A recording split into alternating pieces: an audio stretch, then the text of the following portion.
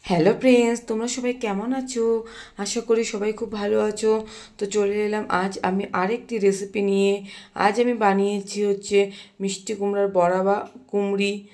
তো চলো দেখে নেওয়া যাক এই রেসিপি, এটা আমি কীভাবে তৈরি করলাম। তো প্রথমে একটা কথা বলে রাখি, আমি যে মিষ্টি কুমড়াটা দিয়ে বানিয়েছি কুমড়ি, সেটা খুব ছোট সাইজের ছিল। কারণ এখানে আমরা ফ্যামিলিতে দুজনই মানুষ, তো অত বড় কুমড়ো এনে তো কোনো লাভ নেই। আর এখানে কুমড়ো কেটেও বিক্রি হয় না, তাই ছোট সাইজের কুমড়ো, সেই জন্যই বড়াগুলো অনেকটা ছোট হয়েছে। তো যাই হোক, কীভাবে আমি এটা বানালাম চলো দেখে নেওয়া যাক। তো আমি প্রথমে এখানে বেসন নিয়ে নিয়েছি, আর নিয়ে নিয়েছি 3-4 চামচের মতো, 4 চামচ হচ্ছে চালের গুঁড়ো, নিয়ে নিয়েছি স্বাদ মতো লবণ, ও 1 চামচ হচ্ছে লঙ্কা গুঁড়ো, ও 1 চামচ ধনে গুঁড়ো, ও সামান্য কিছুটা চিনি নিয়ে নিয়েছি, আর হাফ টিস্পুনের মতো কালো জিরে নিয়ে নিয়েছি।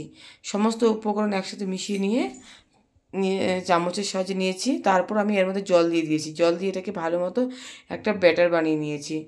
খুব সুন্দরভাবে গাঢ়ভাবে আমি ব্যাটারটা বানিয়েছি।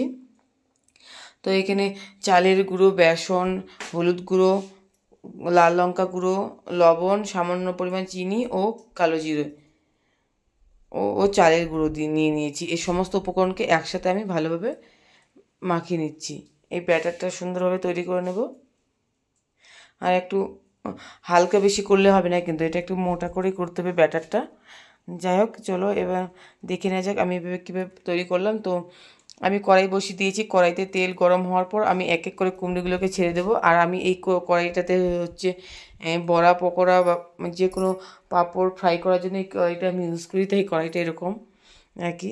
তাই কেউ কিছু মানে মাইন্ড করো না, কিন্তু এই কড়াইটাতে আমি এইসব পকোড়া ভাজার কাজই করি, তাই এটা এরকমই আর কি। তো এইভাবে আমি এক এক করে সমস্ত কুমড়োগুলোকে ছেড়ে দিলাম, ফ্রাই করে নিচ্ছি। দেখো খুব সুন্দর ফ্রাই হয়ে যাচ্ছে।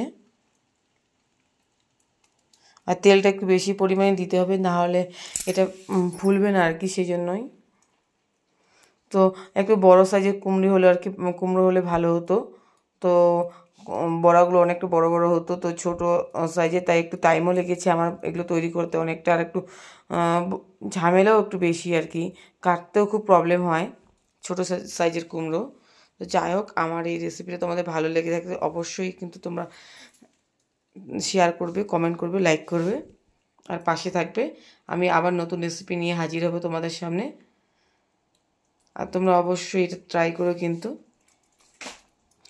দেখো এইভাবে আমি সমস্ত কুমড়োর বড়াগুলো বানিয়ে নিলাম। চলো বাই আজকের মতো, কাল আবার একটা নতুন রেসিপি নিয়ে হাজির হব।